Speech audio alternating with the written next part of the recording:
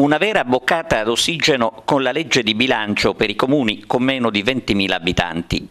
Per la provincia di Agrigento sono 2.300.000 euro le somme destinate dal governo. I comuni dovranno dare avvio ai cantieri entro il prossimo 15 maggio. Solo da quel momento, secondo il decreto del governo, riceveranno il 50% delle somme. La rimanente parte verrà liquidata presentando il certificato di regolare esecuzione delle opere eseguite rilasciato dal direttore dei lavori.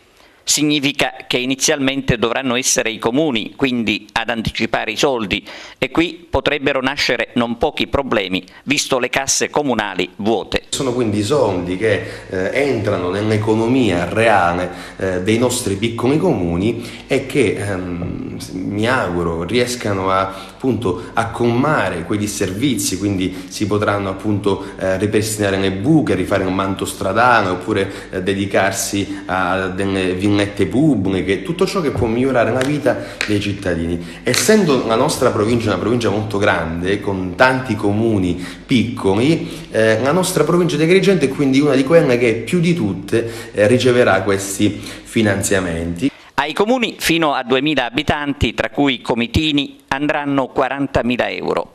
A quelli con 5.000 abitanti 50.000 euro. Tra questi comuni figurano Castrofilippo, Bivona, Cattolica Eraclea e Siculiana.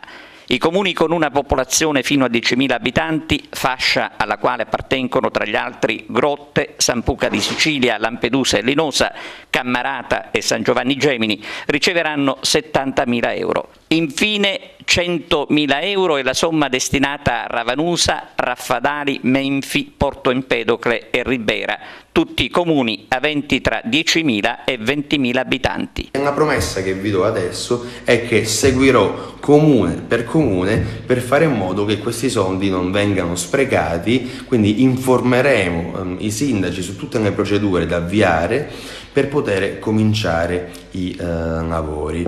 È un piccolo passo, sicuramente, ma è molto importante.